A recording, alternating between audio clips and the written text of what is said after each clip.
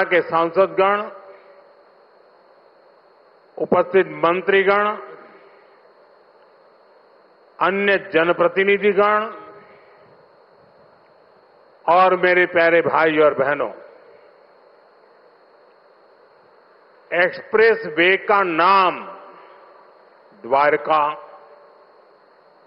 जहां ये कार्यक्रम हो रहा है उस स्थान का नाम रोहिणी,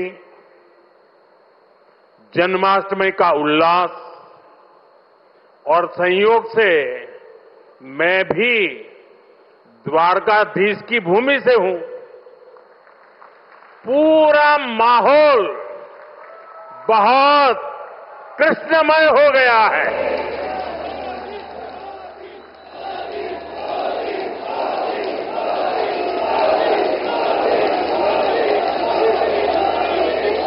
साथियों, अगस्त का ये महीना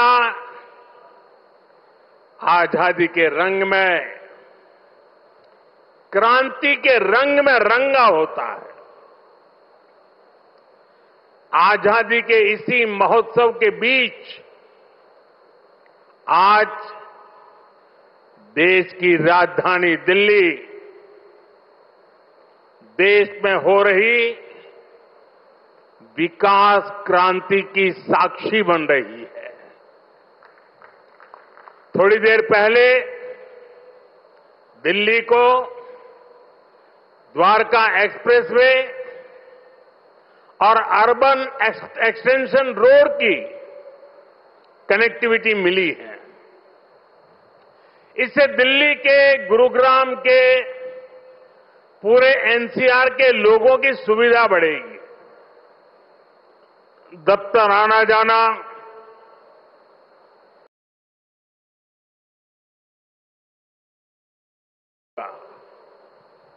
सभी का समय बचेगा। जो व्यापारी, कारोबारी वर्ग है, जो हमारे किसान हैं, उनको विशेष लाभ होने वाला है। दिल्ली एनसीआर के सभी लोगों को इस आधुनिक सड़कों के लिए, आधुनिक इंफ्रास्ट्रक्चर के लिए बहुत बहुत बधाई देता हूं। साथियों, परसों 15 अगस्त को लाल किले से मैंने देश की अर्थव्यवस्था, देश की आत्मनिर्भरता और देश के आत्मविश्वास पर विश्वास से बात की है। आज का भारत क्या सोच रहा है, उसके सपने क्या है, संकल्प क्या है, ये सब कुछ आज पूरी दुनिया अनुभव कर रही है। और साथियों, दुनिया जब भारत को देखती है, परखती है, तो उसकी पहली नजर हमारी राजधानी पर पड़ती है, हमारी दिल्ली पर पड़ती है। इसलिए दिल्ली को हमें विकास का ऐसा मॉडल बनाना है जहां सभी को महसूस हो कि हां, ये विकसित होते भारत की राजधानी है। साथियों, बीते 11 साल से केंद्र में भारतीय जनता पार्टी की सरकार ने इसके लिए अलग अलग स्तरों पर निरंतर काम किया है। अब जैसे कनेक्टिविटी का विषय ही है, दिल्ली एनसीआर की कनेक्टिविटी में बीते दशक में अभूतपूर्व सुधार हुआ है। यहां आधुनिक और चौड़े एक्सप्रेस वे हैं। दिल्ली एनसीआर मेट्रो नेटवर्क के मामले में दुनिया के सबसे बड़े नेटवर्क इलाकों में से एक है। यहां नमो भारत जैसा आधुनिक रैपिड रेल सिस्टम है। यानी बीते 11 वर्षों में दिल्ली एनसीआर में आना जाना पहले के मुकाबले आसान हुआ है। साथियों, दिल्ली को बेहतरीन शहर बनाने का जो बीड़ा हमने उठाया है वो निरंतर जारी है। आज भी हम सभी इसके साक्षी बने हैं। द्वारका एक्सप्रेस वे हो या फिर अर्बन एक्सटेंशन रोड, दोनों सड़कें शानदार बनी है। पेरिफेरल एक्सप्रेसवे के बाद अब अर्बन एक्सटेंशन रोड से दिल्ली को बहुत मदद मिलने वाली है। साथियों, अर्बन एक्सटेंशन रोड की एक और विशेषता है, ये दिल्ली को कूड़े के पहाड़ों से भी मुक्त करने में मदद कर रही है। अर्बन एक्सटेंशन रोड को बनाने में लाखों टन कचरा काम में लाया गया है, यानी कूड़े के पहाड़ को कम करके उसे वेस्ट मटेरियल का इस्तेमाल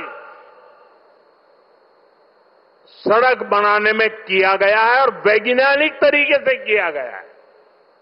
यहां पास में ही भलसवा लैंडफिल स्पा साइट है। यहां आसपास जो परिवार रहते हैं उनके लिए कितनी समस्या है ये हम सभी जानते हैं। हमारी सरकार ऐसी हर परेशानी से दिल्ली वालों को मुक्ति दिलाने में जुटी हुई है। साथियों, मुझे खुशी है कि रेखा गुप्ता जी के नेतृत्व में दिल्ली की भाजपा सरकार यमुना जी की सफाई में भी लगातार जुटी हुई है। मुझे बताया गया कि यमुना से इतने कम समय में 16 लाख मैट्रिक टन सील्ड हटाई जा चुकी है।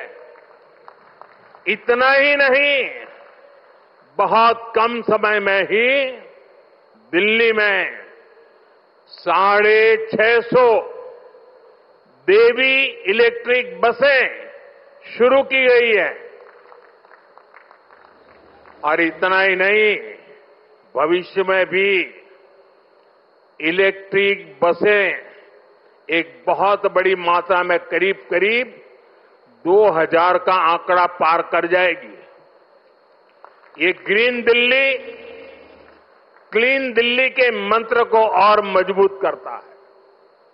साथियों, राजधानी दिल्ली में कई वर्षों के बाद भाजपा सरकार बनी है। लंबे अरसे तक हम दूर दूर तक भी सत्ता में नहीं थे और हम देखते हैं कि पिछली सरकारों ने दिल्ली को जिस प्रकार से बर्बाद किया, दिल्ली को ऐसे गड्ढे में गिरा दिया था। मैं जानता हूं भाजपा की नई सरकार को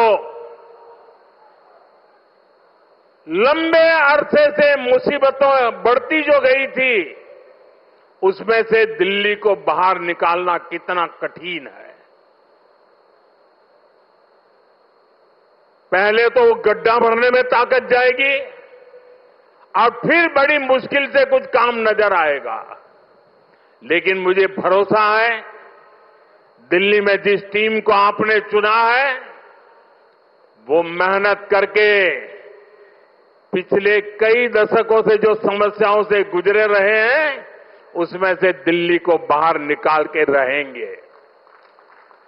साथियों, ये सहयोग भी पहली बार बना है जब दिल्ली में, हरियाणा में, यूपी और राजस्थान चारों तरफ भाजपा सरकार है।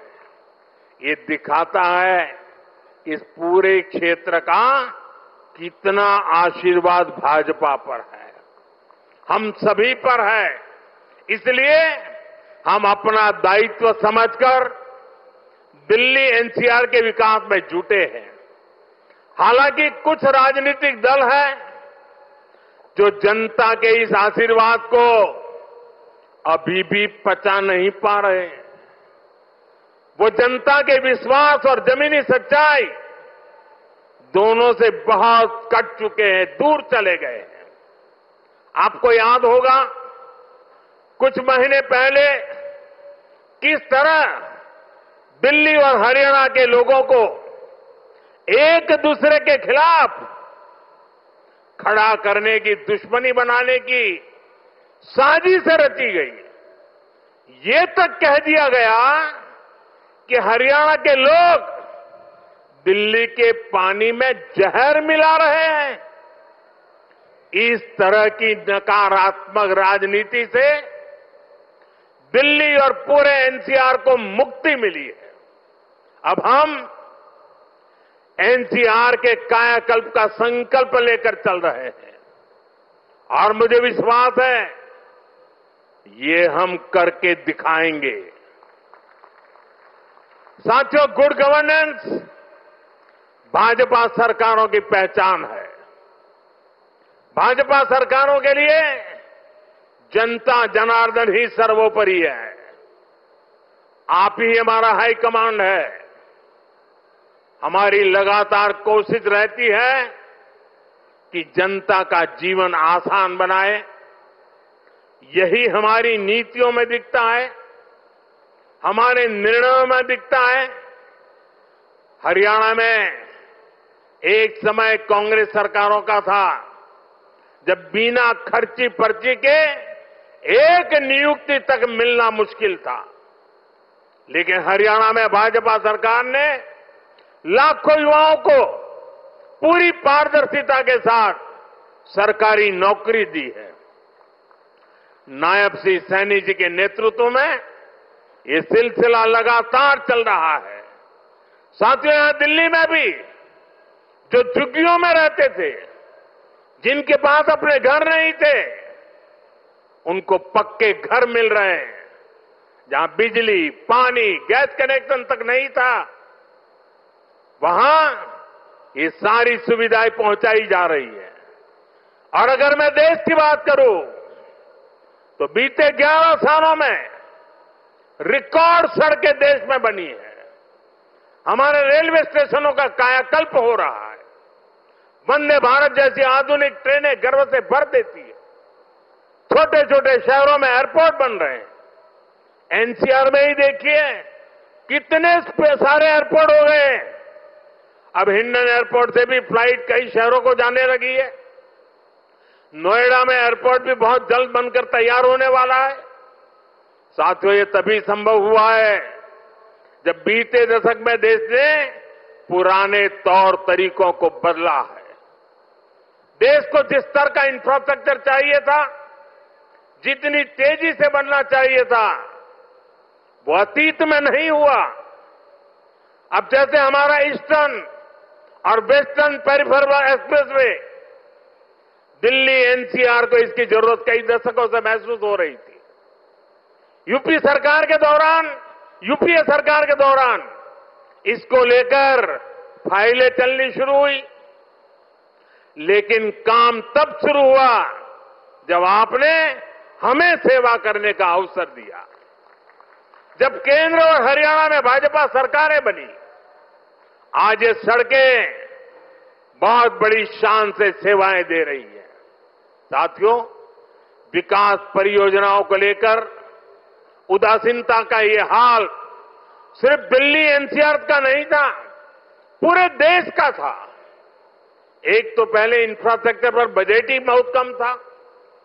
जो प्रोजेक्ट सैंक्शन होते थे वो भी सालों साल तक पूरे नहीं होते थे। बीते 11 सालों में हमने इंफ्रास्ट्रक्चर का बजट 6 गुना से अधिक बढ़ा दिया है। अब योजनाओं को तेजी से पूरा करने पर जोर है। इसलिए आज द्वारका एक्सप्रेसवे जैसे प्रोजेक्ट तैयार हो रहे हैं। और भाइयों बहनों, ये जो इतना सारा पैसा लग रहा है, इससे सिर्फ सुविधाएं नहीं बन रही है, ये परियोजनाएं बहुत बड़ी संख्या में रोजगार भी बना रही है। जब इतना सारा कंस्ट्रक्शन होता है तो इसमें लेबर से लेकर इंजीनियर तक लाखों साथियों को काम मिलता है। जो कंस्ट्रक्शन मटेरियल यूज होता है, उससे जुड़ी फैक्ट्रियों में, दुकानों में नौकरियां बढ़ती है, ट्रांसपोर्ट और लॉजिस्टिक्स में रोजगार बनते हैं। साथियों, लंबे समय तक जिन्होंने सरकारें चलाई है, उनके लिए जनता पर शासन करना ही सबसे बड़ा लक्ष्य था। हमारा प्रयास है जनता के जीवन से सरकार का दबाव और दखल दोनों समाप्त करें। पहले क्या स्थिति थी, इसका एक और उदाहरण मैं आपको देता हूं। दिल्ली में, ये सुनकर के आप चौंक जाएंगे, दिल्ली में हमारे जो स्वच्छता मित्र है, साफ सफाई के काम में जुटे साथी हैं, ये सभी दिल्ली में बहुत बड़ा दायित्व निभाते हैं। सुबह उठते ही पहले उनको थैंक यू करना चाहिए। लेकिन पहले की सरकारों ने इन्हें भी जैसे अपना गुलाम समझ रखा था। मैं इन छोटे छोटे मेरे सफाई में बंधुओं की बात कर रहा हूं। ये जो लोग सर पे संविधान रख करके नाचते हैं ना, वो संविधान को कैसे कुचलते थे, वे बाबा साहब की भावनाओं को कैसे दगा देते थे, मैं आज वो सच्चाई आपको बताने जा रहा। आप, मैं कहता हूं, सुनकर सन्न रह जाएंगे। मेरे सफाई कर्मी भाई बहन जो दिल्ली में काम करते हैं, उनके लिए एक खतरनाक कानून था इस देश में। दिल्ली में दिल्ली म्युनिसिपल कॉरपोरेशन एक्ट में एक बात लिखी थी, यदि कोई सफाई मित्र बिना बताए काम पर नहीं आता तो उसे 1 महीने के लिए जेल में डाला जा सकता था। आप बताइए, खुद सोचिए, सफाई कर्मियों को लोग क्या समझते थे? क्या आप उन्हें जेल में डाल देंगे, वो भी एक छोटी सी गलती के कारण?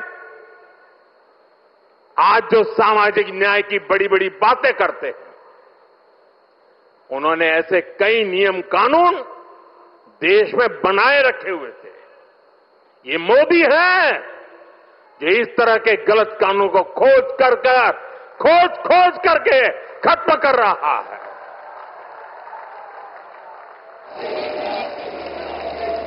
हमारी सरकार है तो सैकड़ों कानूनों को समाप्त कर चुकी है और ये अभियान लगातार जारी है। साथियों, हमारे लिए रिफॉर्म का मतलब है सुशासन का विस्तार। इसलिए हम निरंतर रिफॉर्म पर बल दे रहे हैं। आने वाले समय में हम अनेक बड़े बड़े रिफॉर्म्स करने वाले हैं ताकि जीवन भी और बिजनेस भी सब कुछ और आसान हो। साथियों, इसी कड़ी में अब जीएसटी में नेक्स्ट जनरेशन रिफॉर्म होने जा रहा है।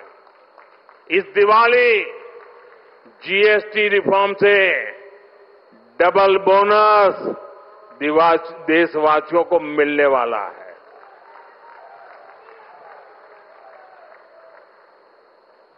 हमने इसका पूरा प्रारूप राज्यों को भेज दिया है। मैं आशा करता हूं कि सभी राज्य भारत सरकार के इस इनिशिएटिव को सहयोग करेंगे, जल्द से जल्द इस प्रक्रिया को पूरा करेंगे ताकि ये दिवाली और ज्यादा शानदार बन सके। हमारा प्रयास जीएसटी को और आसान बनाने और टैक्स दरों को रिवाइज करने का है। इसका फायदा हर परिवार को होगा, गरीब और मिडिल क्लास को होगा, छोटे बड़े हर उद्यमी को होगा, हर व्यापारी कारोबारी को होगा, साथियों, भारत की बहुत बड़ी शक्ति हमारी प्राचीन संस्कृति है, हमारी प्राचीन धरोहर है। इस सांस्कृतिक धरोहर का एक जीवन दर्शन है, जीवंत दर्शन भी है। और इसी जीवन दर्शन में हमें चक्रधारी मोहन और चरखाधारी मोहन दोनों का परिचय होता है। हम समय समय पर चक्रधारी मोहन से लेकर चरखाधारी मोहन तक दोनों की अनुभूति करते हैं। चक्रधारी मोहन यानी सुदर्शन चक्रधारी भगवान श्री कृष्ण, जिन्होंने सुदर्शन चक्र के सामर्थ्य की अनुभूति कराई, और चरखाधारी मोहन यानी महात्मा गांधी, जिन्होंने चरखा चलाकर देश को स्वदेशी के सामर्थ्य की अनुभूति कराई।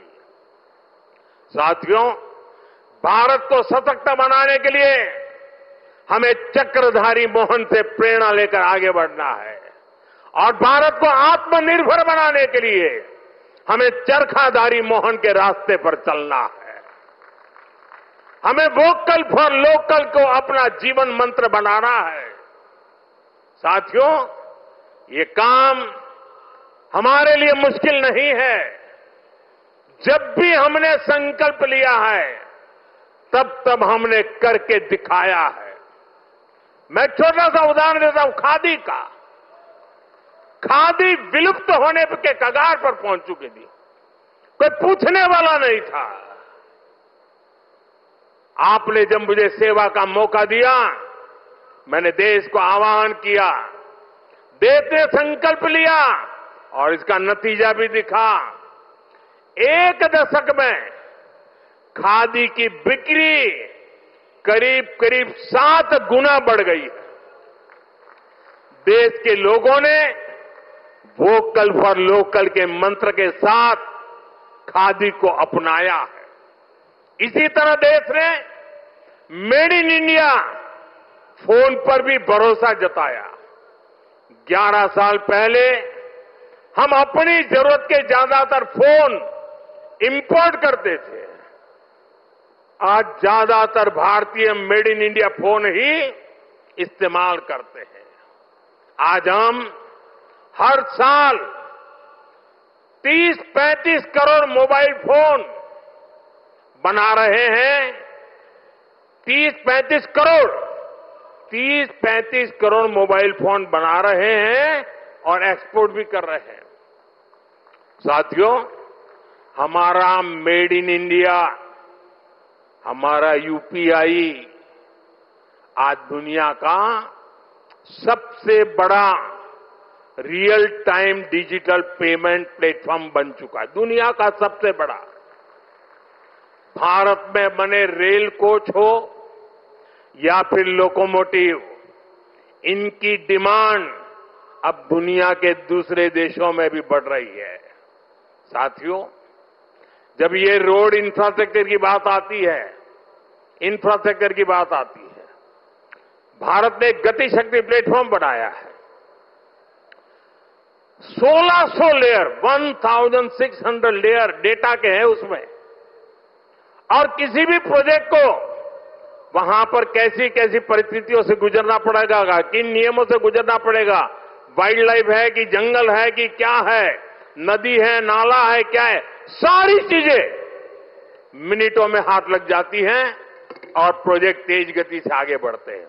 आज गति शक्ति की एक अलग यूनिवर्सिटी बनाई गई है, और देश की प्रगति के लिए गति शक्ति एक बहुत बड़ा सामर्थ्यवान मार्ग बन चुका है। साथियों, 1 दशक पहले तक हम खिलौने तक बाहर से इंपोर्ट करते थे, लेकिन हम भारतीयों ने संकल्प लिया वोकल फॉर लोकल का, तो ना सिर्फ बड़ी मात्रा में खिलौने भारत में ही बनने लगे, लेकिन बल्कि आज हम दुनिया के 100 से ज्यादा देशों को खिलौने निर्यात भी करने लगे। साथियों, इसलिए मैं फिर आप सभी से, सभी देशवासियों से आग्रह करूंगा, भारत में बने सामान पर हम भरोसा करें। भारतीय हैं तो भारत में बना ही खरीदें। अब त्योहारों का सीजन चल रहा है। अपनों के साथ अपने लोकल उत्पादकों की खुशियां बांटें। आप तय करें, गिफ्ट वही देना है जो भारत में बना हो, भारतीयों द्वारा बनाया हुआ। साथियों, मैं आज व्यापारी वर्ग से, दुकानदार बंधुओं से भी एक बात कहना चाहता हूं। होगा कोई समय विदेश में बना सामान आपने इसलिए बेचा हो ताकि शायद आपको लगा हो प्रॉफिट थोड़ा ज्यादा मिल जाता है। अब आपने जो किया सो किया, लेकिन अब आप भी वोकल फॉर लोकल के मंत्र पर मेरा साथ दीजिए। आपके इस एक कदम से देश का तो फायदा होगा, आपके परिवार का, आपके बच्चों का भी फायदा होगा। आपकी बेची हुई हर चीज से देश के किसी मजदूर का, किसी गरीब का फायदा होगा। आपकी बेची गई हर चीज का पैसा भारत में ही रहेगा, किसी न किसी भारतीय को ही मिलेगा। यानी ये भारतीयों की खरीद शक्ति को ही बढ़ाएगा, अर्थव्यवस्था को मजबूती देगा। और इसलिए मेरा आग्रह है, आप मेड इन इंडिया सामान को पूरे गर्व के साथ बेचें। साथियों, दिल्ली आज एक ऐसी राजधानी बन रही है जो भारत के अतीत का भविष्य के साथ साक्षात्कार भी कराती है। कुछ दिन पहले ही देश को नया सेंट्रल सेक्रेटरिएट, कर्तव्य भवन मिला है। नई संसद बन चुकी है। कर्तव्य पथ नए रूप में हमारे सामने है। भारत मंडपम और यशोभूमि जैसे आधुनिक कॉन्फ्रेंस सेंटर था दिल्ली की शान बढ़ा रहे हैं। ये दिल्ली को बिजनेस के लिए, व्यापार कारोबार के लिए बेहतरीन स्थान बना रहे हैं। मुझे विश्वास है इन सभी के सामर्थ्य और प्रेरणा से हमारी दिल्ली दुनिया की बेहतरीन राजधानी बनकर उभरेगी। इसी कामना के साथ एक बार फिर इन सभी विकास कार्यों के लिए आप सबको, दिल्ली को, हरियाणा को, राजस्थान को, उत्तर प्रदेश को, पूरे इस क्षेत्र का विकास होने जा रहा है। मैं बहुत बहुत शुभकामनाएं देता हूं, बहुत बहुत बधाई देता हूं। आप सबका बहुत बहुत धन्यवाद।